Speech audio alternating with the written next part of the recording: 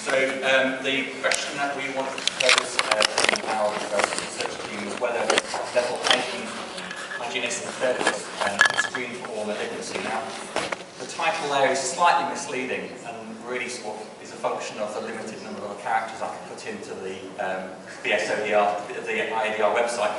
Technically, it's not a screening study, because with a screening study, you're looking at apparently healthy individuals and picking out disease.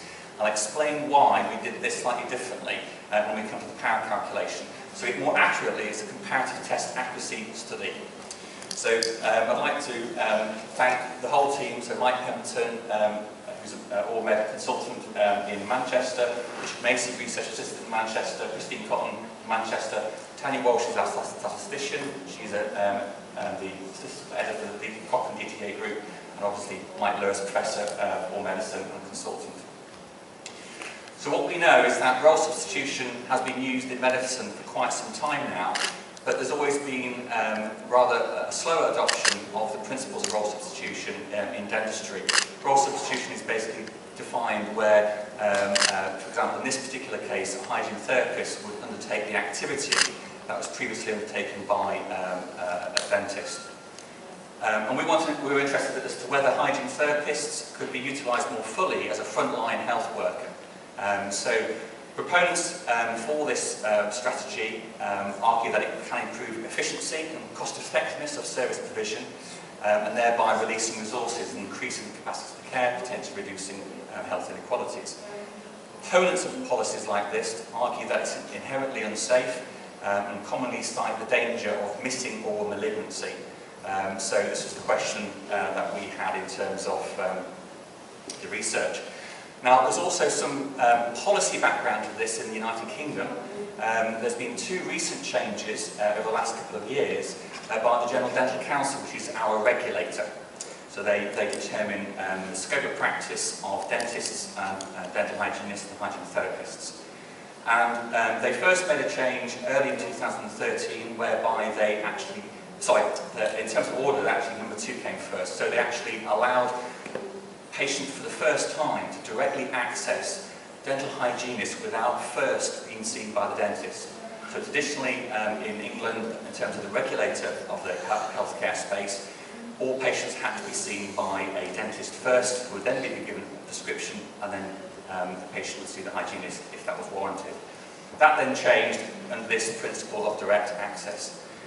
There was a second change then that happened subsequent to that, where basically the GDC allowed an expansion of the current scope of practice, which allowed hygienists, dental hygienists for the first time, to actually diagnose and treatment plan within their competence.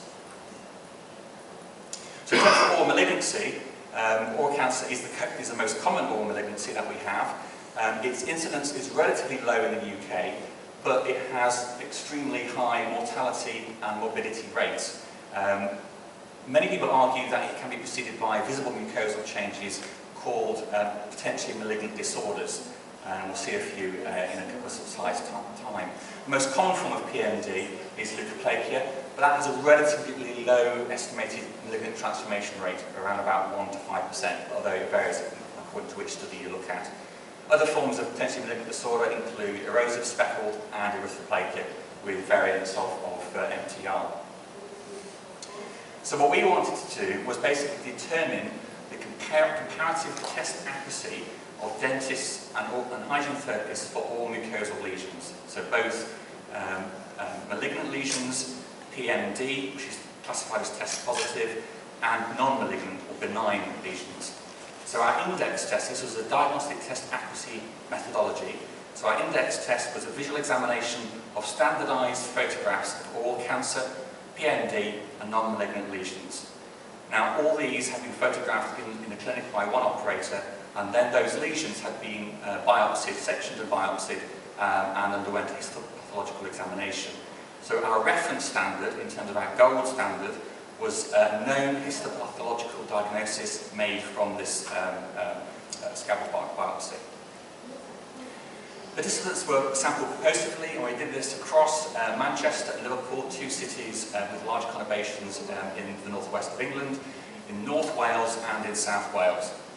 And we principally were interested in dentists working in primary care, dental hygiene therapists, and hospital-based dental specialists. So these have ranged from oral med specialists to specialist trainees in oral medicine. And we followed a set procedure across all 4 sites. We gave them a standardised 5-minute orientation package to give them exposure to the judgment ecology, i.e. what they were expected to look at and the sort of decisions they were expected to make. Participants then scored 90 clinical photographs, which, believe me, when you get to about number 60, they're wishing it was number 90. And they were asked basically one question. It's a differential question, it's a screening question. So is this lesion representative of malignant or potentially malignant disease? And if they thought it was, that was test positive. Or whether the lesion was benign, and that was considered to be test negative. We were also quite interested in looking at their level of confidence in making these decisions, so we asked them to record their confidence in this decision on a 0 to 10 scale.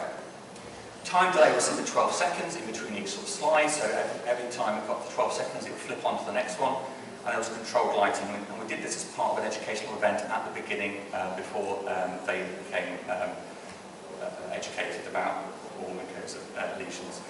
Now, as I explained, one of the problems that we have with the diagnostic test accuracy type of study, a screening type of study, is what you do. Obviously, it's a dichotomous outcome measure, so you use a Z-test approximation, and when you run that through the power calculation, it comes out at 35. Now, that's your basic figure.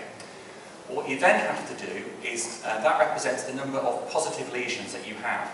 But if you think about the judgment ecology, you're asking people to pick that out amongst, for example, if it was screening, healthy tissue. So if we did this purely as a screening methodology, what you'd have to do is use Berger's method and inflate the sample size by 1 over the incidence. Now the incidence of potential malignant disorders, or malignancy, roughly 4% if you take Lynn's sub-study. So basically it's 100 over 4 times 35. So to do this properly in a screening type of environment, then actually you have to look at hundreds and hundreds of lesions. Now, the other problem with that is from the judgment ecology perspective, i.e. you're asking people to pick out a lesion from apparently amongst other photographs of normal tissue, and generally they'll pick up anything that's abnormal and say it's test positive. So from both points of view, it doesn't really sort of work. So what we did is we actually asked people to look at benign and malignant / PMD lesions. So we have the relative incidence of those from Lynn's study, which was about 9% of the total, of which 4% were positive lesions. So what we did effectively is that 4% represented 35, and then you gross up for the 5% to get the numbers of benign lesions that you need. So effectively it ends up with 90 lesions. And the test